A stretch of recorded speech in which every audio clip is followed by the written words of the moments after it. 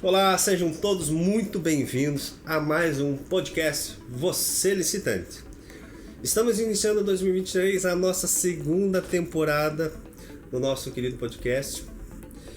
Meu nome é Cleber Doriz, professor especialista em licitações e contratos, e este ano nós vamos focar em ajudar advogados a construir uma carreira com licitação, transformando a sua profissão aí para 2023.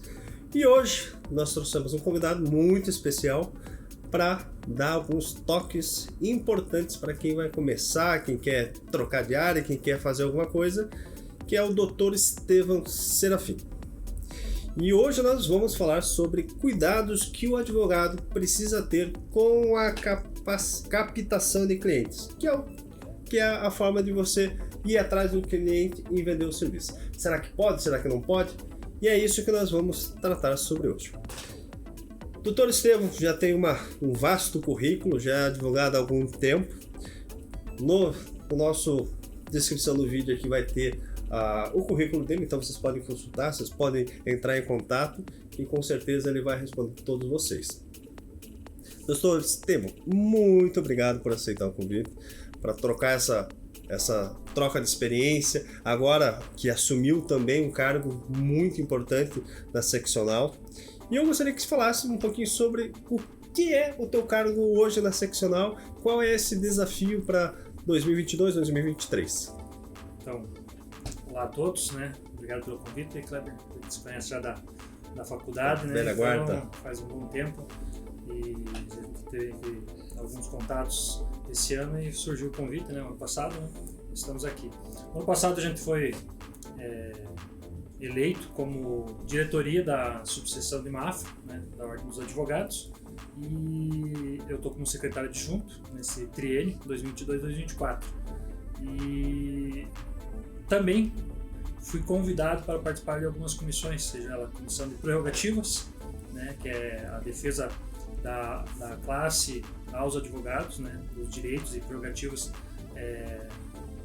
dos colegas, e também aquele cargo mais chato, né, aquele cargo que é o fiscal, né, então fui convidado para fazer parte também da comissão da subseção, mas também da comissão estadual do sistema de fiscalização. Então ganhei a carteirinha de fiscal. Que infelizmente eu sei que eu vou não criar amigos, né? Às vezes posso criar até alguns inimigos porque não vão entender, né, que esse é o papel, né? Que não basta só o bônus, né? Tem que ter o ônus também, né? Para o advogado que está iniciando agora, né, a gente já é um pouquinho mais experiente, já tem um tempo de casa. Lá, quando a gente iniciou, sempre tem aquele medo de ser fiscalizado.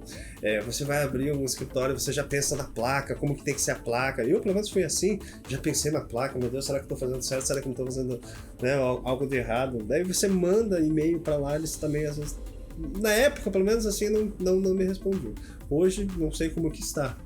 Tá mais fácil, não tá? Ou ainda tá na estruturação? O que a gente sempre indica é que entre em contato com quem está nas comissões ou está na diretoria, porque uma troca de ideia ela é possível, mas a OAB ela não é consultiva, né? Então essa situação que você menciona também aconteceu comigo, né? Posso, não posso, o próprio código, né, prevê algumas coisas bem específicas, né, o que pode, o que não pode fazer, só que às vezes o advogado estuda, né, o código de ética só para passar na ordem, né, e depois esquece aquilo, então é sempre bom. Mas você veja só, né? A OAB consultiva, aí você pega tribunal consultivo, isso às vezes enche o saco, né? Pô, você quer saber um negócio, quer fazer certo, mas pô, se você ficar sempre no consultivo, faça a pergunta em tese. Então você que começou a advogar, se acostume que é assim. Então, agora a gente cobra do Dr. Estevão, o Dr. Estevão cobra da gente agora também. Então, como é importante você fazer esses trabalhos, que eu sei que agora vocês vão desenvolver. Sim. Uma pergunta, você mencionou antes da nossa conversa, porque se você for ver no Brasil, tem várias seccionais, né? Já tem 27 estados. Toda seccional pode fazer algo diferente de uma para outra? Na verdade, elas têm as regras do estatuto, mas algumas coisas de regimento, né, evidentemente, que vão ser escritos de forma diferente. Cada seccional tem o seu regimento, né? Da mesma forma que existem decisões, eu vou tratar essa situação, né? Então, às vezes, o entendimento daquela situação é diverso do seu.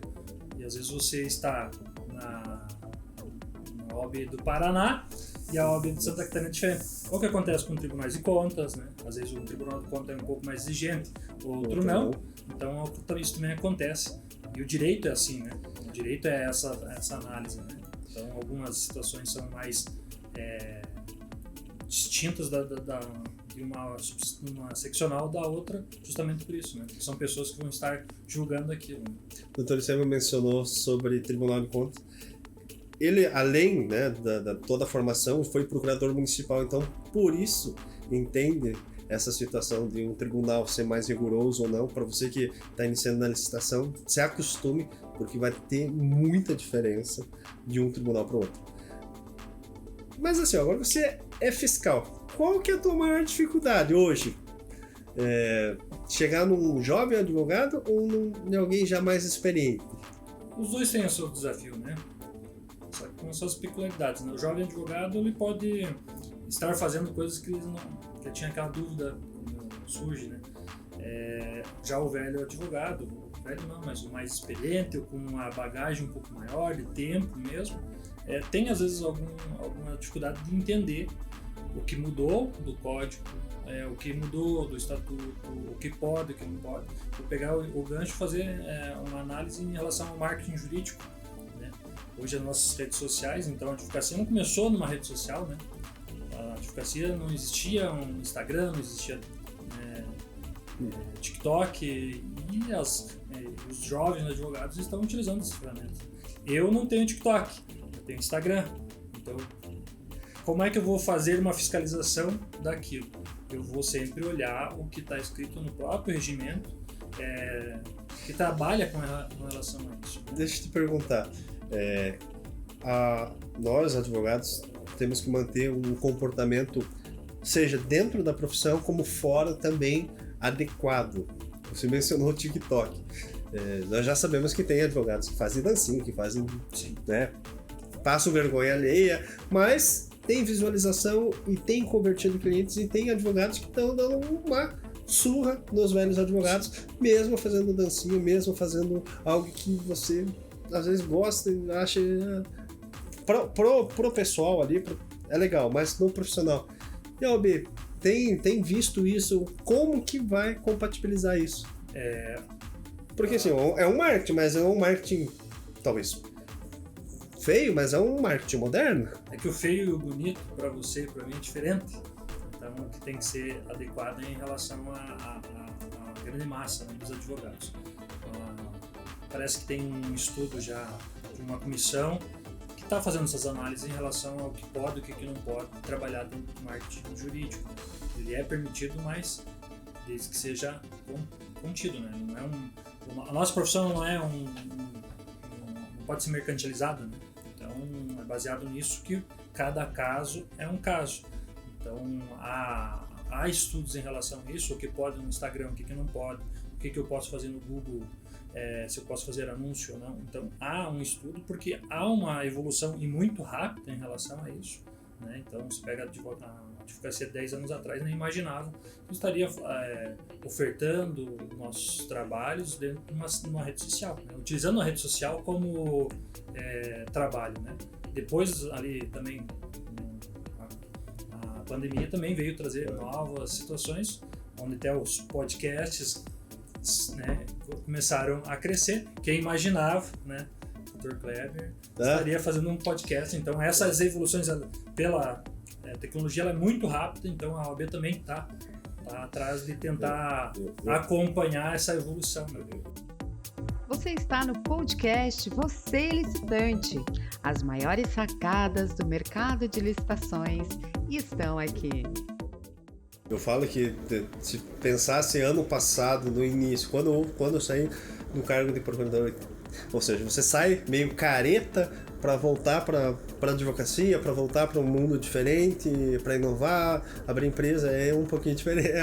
Eu digo, são sempre novidades, né?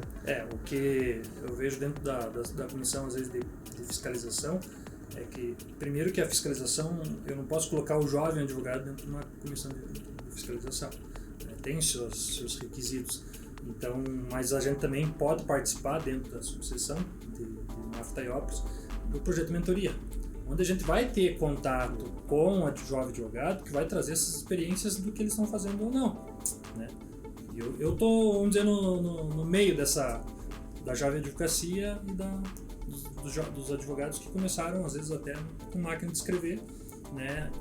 E eu peguei a evolução do computador, então está muito rápido. A gente tem que estar somente com cuidados, né, para evitar problemas que daí vai cair conosco lá na fiscalização, né? A gente até brinca, mas... E qual hoje começou recente no cargo, qual hoje é a tua reclamação maior em relação à captação? É o presencial, visita porta a porta, o marketing jurídico, né, na internet? Qual que é efetivamente hoje o problema que você vê? Da experiência que eu tive nesse primeiro ano, né, como membro, captação eu vi poucas, assim, começa comentário ali, alguma outra coisa, e a gente manda o que a gente recebe para o sistema estadual, onde eu vou fazer essa análise, né? Agora, o marketing jurídico, ele está mais próximo da gente, porque a gente também tem rede social, a gente também trabalha com isso, né? Seja para divulgar, às vezes, a própria OAB, então você tem um pouco mais de contato. E a OAB, ela não é uma caça às bruxas, né? Na verdade, ela tenta auxiliar o advogado, né? Então, às vezes tem uma postagem errada, alguma situação diferente, a gente dá uma ligadinha sempre pro colega para tentar. Às vezes o colega não sabe, né? Porque está nessa evolução, mas não se ateve ainda ao que pode e o que não pode. Como não existe uma consulta, posso fazer isso ou não posso fazer isso, às vezes a gente posta alguma coisa que não pode. Eu mesmo, no início do Instagram, fiz uma postagem, uma vez uma sentença, que tinha sido procedente, e um colega meu, até procurador lá de São Bento do Sul, me ligou, me mandou uma mensagem: isso aí não pode. Tá, já paguei e tal. E agora, no cargo investido como diretor da OAB, como membro da comissão, eu presencio isso. Então, normalmente, o que a gente faz? A gente faz o primeiro contato para orientativo mesmo, né? Agora, se aquilo se torna um pouco mais corriqueiro, assim, aí com certeza a gente vai ter outros procedimentos. Olha que interessante, e agora me veio a lembrança.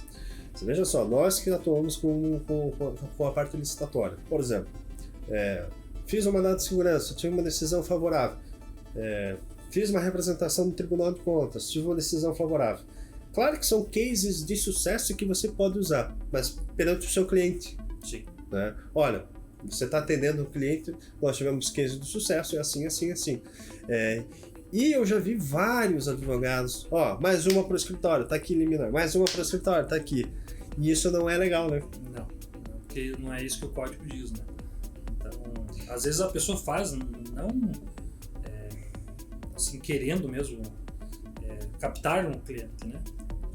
Claro que vai captar, mas a gente tenta entrar em contato sempre para evitar essas situações, né? Esses impedimentos que o próprio código diz. É porque, se veja, é bem natural hoje, né? Você vai viajar, você posta. Você vai... vou fazer um negócio, vai lá e posta. Peguei um peixe grande, você vai lá, posta. E é natural que você queira também postar, tô trabalhando aqui, um negócio favorável. Claro, você quer também mostrar o que você faz, porque outras profissões também fazem, né? Só que é um detalhezinho que você, talvez aí cabe mais uma ligação, olha, não pode fazer, realmente, se tira. Mas eu sei que eu já vi muito escritório fazendo muito. E assim, não é só escritório pequeno, não é só jovem advogado. Não, escritórios gigantes. Com certeza. A dúvida, na verdade, você pode estudar ética ali para passar na ordem, mas você não...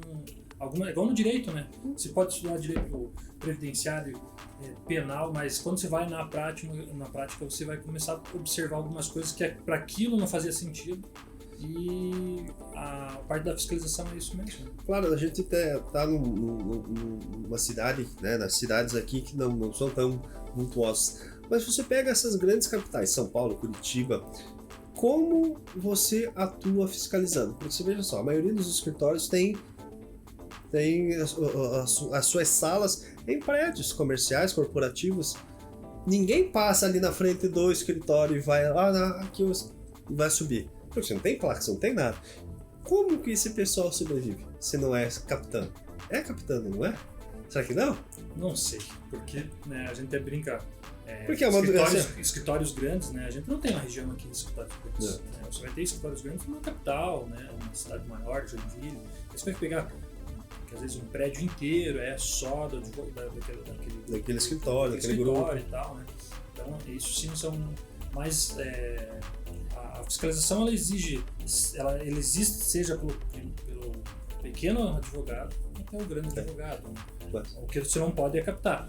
Mas como tudo no direito se deve provar, tem que vir as provas, e se você tem alguma situação que não viu uma captação, é como se fosse uma prova de um processo. Você tem que fazer um processo, tem que ser produzido, e às vezes existem dificuldades em relação a isso. Né? Eu olhando no aspecto geral, acho muito improvável alguém denunciar, de fato, por exemplo, um escritório muito grande, e vou denunciar que ele faz captação.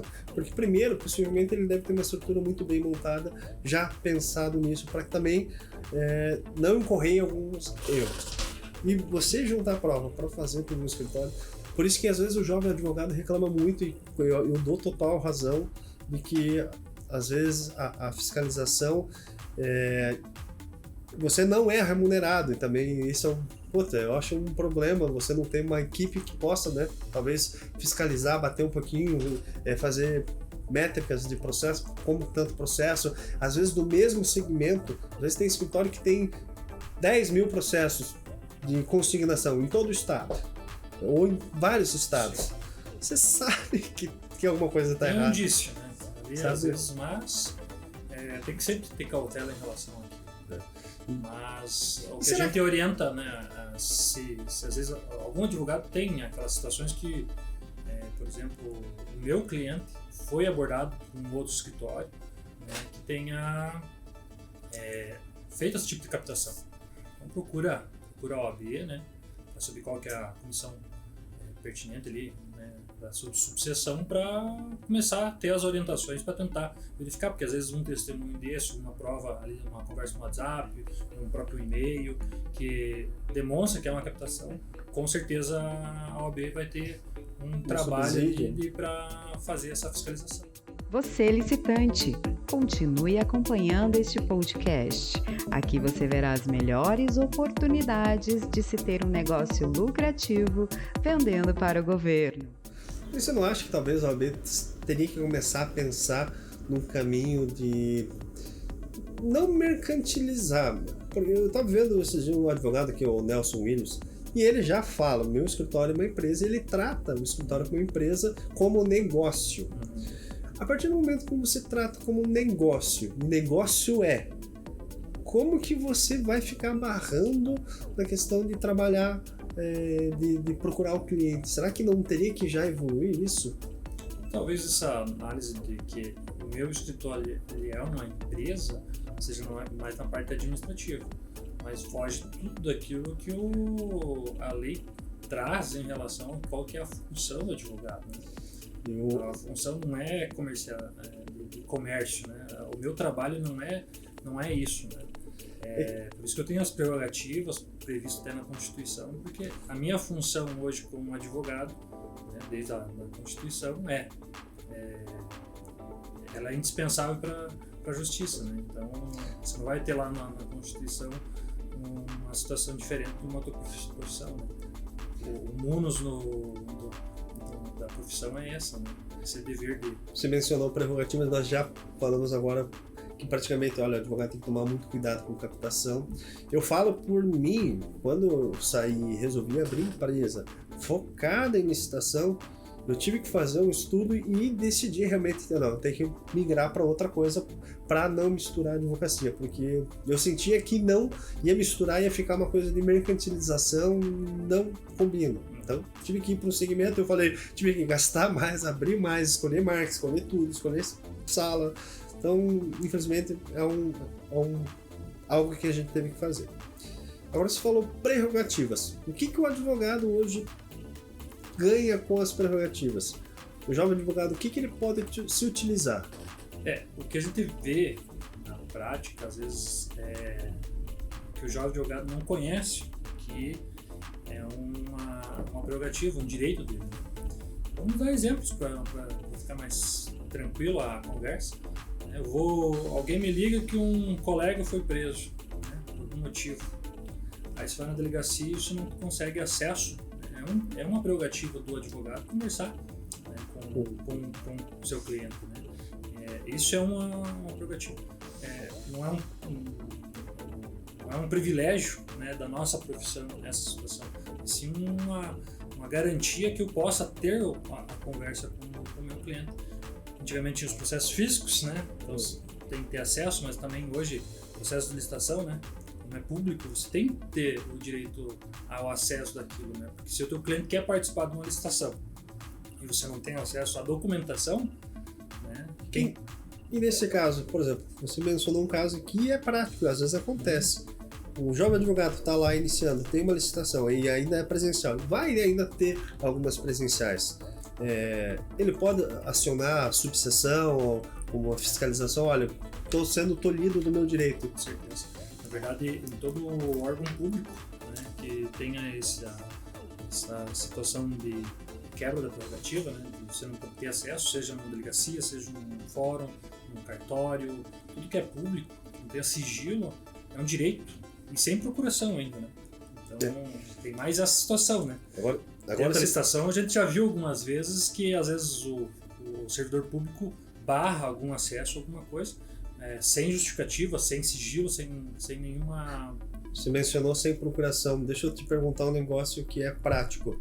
O advogado precisa autenticar a procuração dele? Não. Essa é uma dica, talvez, é uma dica de ouro, e a maioria das prefeituras no Brasil afora comete esse erro bobo, que é achar que precisa autenticar a procuração. O advogado tem fé pública, ou seja, se ele está dizendo que aquele documento é o que é porque é. Ele vai se responsabilizar se aquilo não for, né? Mas isso é posterior, né? Então a fé pública é justamente. E alguns municípios, eu acho que não sei se em Itaiópolis já não foi aprovado. Foi aprovado. Uma lei municipal, né? No sentido de que não se exige dentro de um processo administrativo municipal. Eu particularmente, quando eu já vi algumas legislações sendo aprovadas municipais, assim, eu achei mais chovendo molhado, porque se a legislação federal já prevê, você nem precisaria.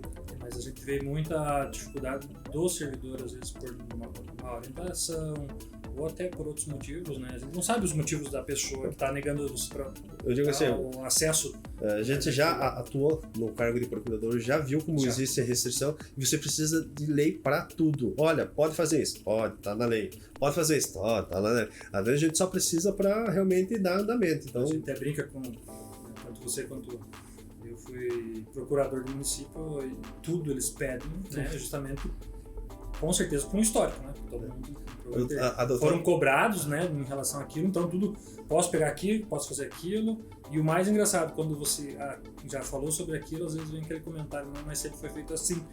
Então também tem isso dentro do órgão público, né? Sempre foi feito assim, a gente tenta, quando estava como procurador, a gente tentava corrigir essas situações. Né? Agora, finalizando, em relação ao prerrogativo, você é advogado, pegou um processo bacana de licitação, sei lá, 2, 3 milhões. Você entrou com uma ação pelo rito comum, o juiz vai lá e não condena, por exemplo, o município em honorários de sucumbência da forma adequada. Sim. Você teria lá a possibilidade de ganhar, sei lá, 300 mil de honorários, 200, e o juiz vai lá e te dá 1%.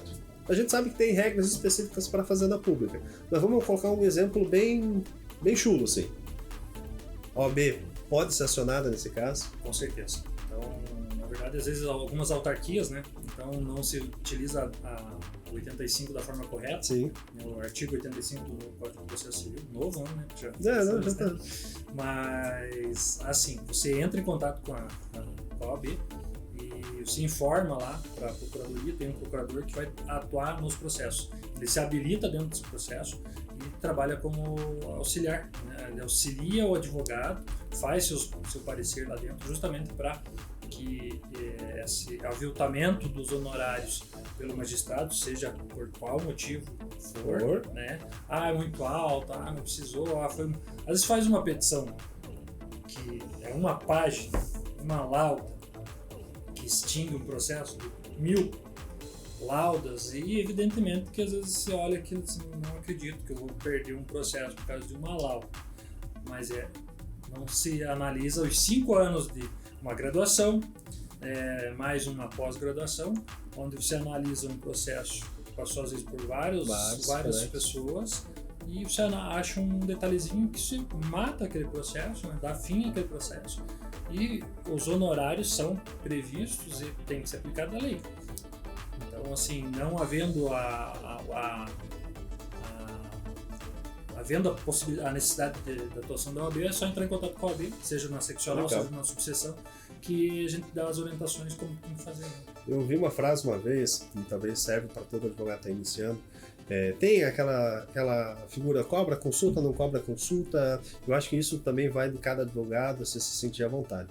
Mas uma coisa é certa, advogado vive de prestação de serviço. Então, o cliente, quando chega no teu escritório, se ele te pede uma atuação no êxito, ou não quer te pagar consulta e você quer cobrar, você tem que dizer o seguinte: não me peçam para vender a única coisa que eu tenho, porque é só o serviço.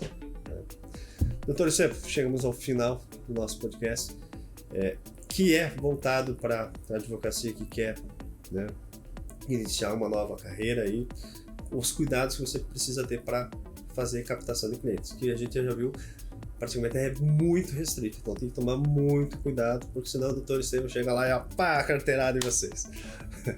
Doutor Estevam, agradeço imensamente. Já está convidado, claro, para um próximo episódio. Nossa temporada agora 2023 vai ser longa, então vai ter muito conteúdo bacana aí para nós trabalharmos, e agradeço imensamente ter aceito o convite. Igualmente agradeço, né, o convite. A OAB também fica à disposição lá para auxiliar todos os jovens advogados e os advogados mais experientes, né? Estamos à disposição, e precisando, só chamar que a gente retorna ao podcast. Show de bola. Pessoal, abraços.